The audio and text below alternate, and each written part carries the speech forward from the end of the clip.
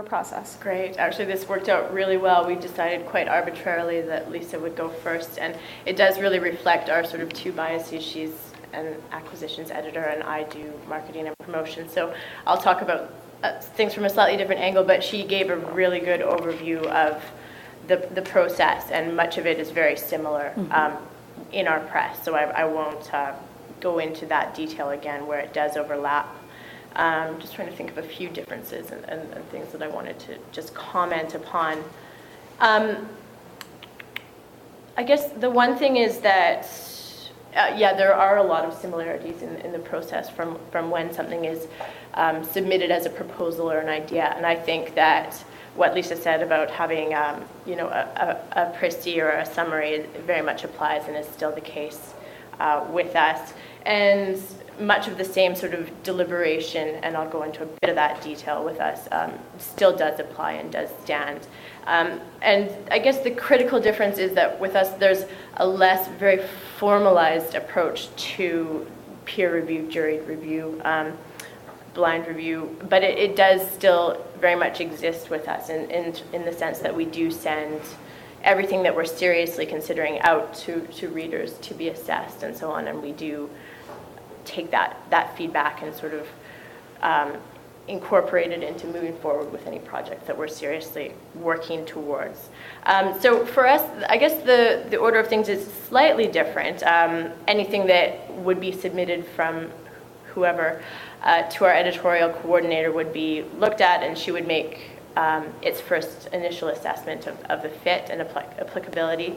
And they would take it to our editorial committee, which I referenced before, and we would discuss at that point the relevance and pertinence and decision to go forward with that. And at that point then, the material is sent out to readers and where we elicit some feedback. And as I mentioned before, they are people who are qualified, they're external to both the company and to the prospective author, qualified to make a review of the strength of the manuscript. And of course, it might be a slightly different set of criteria, and I think definitely a little less formalized than what Lisa referenced, but certainly an assessment of the criteria nonetheless. And for us, I mean, our emphasis being trade, they might be looking a bit more at the marketability of things, but certainly the quality of scholarship and so on is still very much taken into consideration.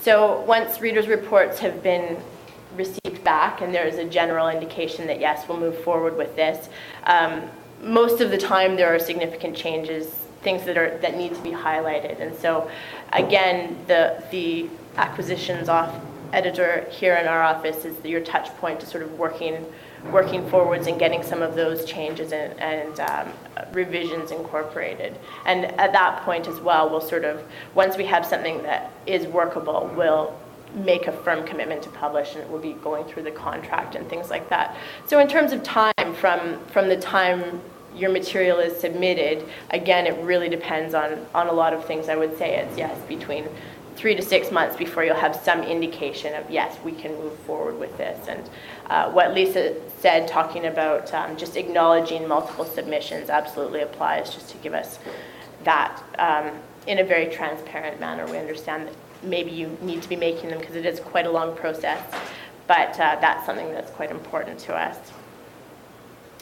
So once we do have something in our hands that is suitable for us to publish and an agreement to publish in place, then we sort of get into the development phase, and it depends really sort of on what we need to do and what our needs are as a publisher, but it would take anywhere from, I would say, 6 to 12 months.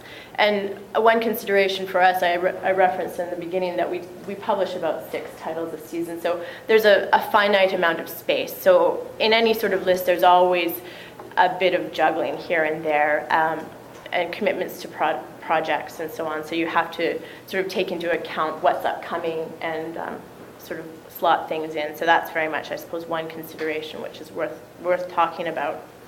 And then in terms of the development process, sort of more in-house, we have a number of longtime editors with whom we work very closely, and they become the touch points for the author, along with the acquiring editor who is stationed at BTL.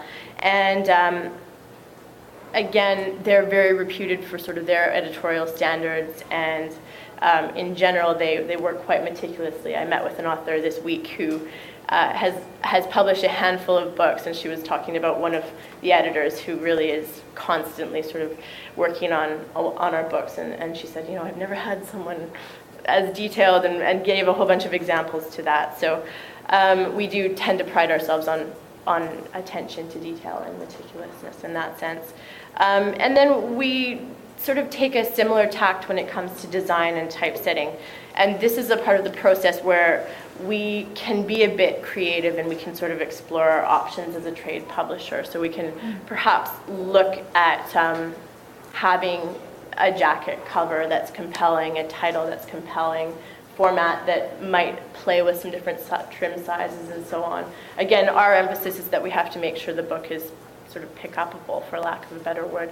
So we tend to emphasize that, and I think that's an important thing to mention as well.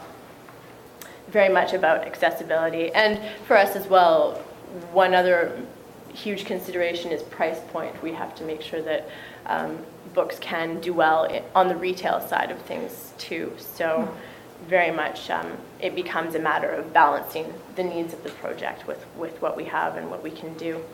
So I do think that we can play around with it a bit, and we have a number of different sort of series templates that we work with, but again are very open to feedback and new ideas with our designers and authors and so on.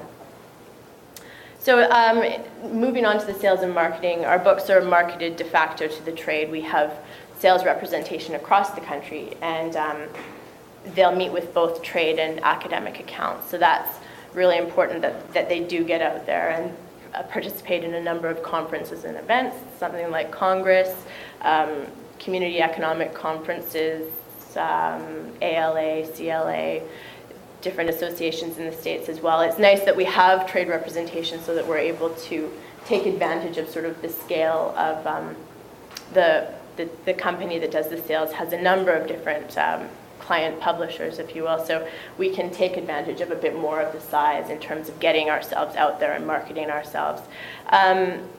And typical marketing for a title, I mean, it really depends title by title basis. And one thing that could be emphasized as well is we have a limited number of titles, so sometimes it's a challenge to slot them in for certain seasons, but the really sort of inverse of that is that they get quite a bit of attention in-house in terms of marketing, and we can have fun with different marketing campaigns and so on.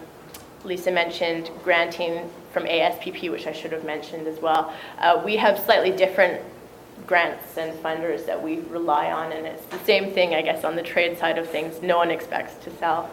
Well, we would love to sell many, many, many copies, but of course the reality is that we sometimes need the subsidies.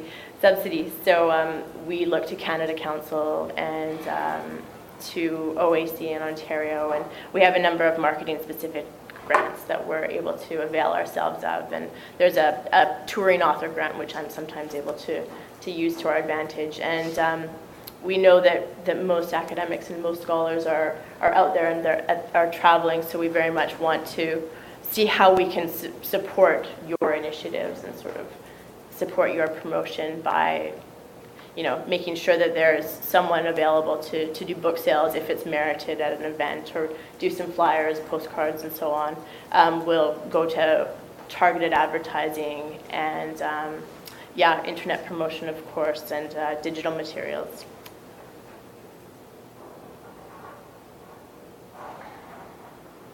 I think that's it. I think that's a bit of a sense of the differences maybe between us. I guess I would want to reiterate that the process for us is a bit less stringent, but still in terms of quality of scholarship and editorial quality, still very stringent, but I think we're maybe able to be a bit more flexible in not going so much in terms of template, but doing things slightly differently. So that would be perhaps an advantage of doing something on the trade side of things. Accessibility in terms of the format of the books that are coming out and in terms of the pricing. But I think I'll leave it at that and just sort of pass the floor back over to Lisa for comments.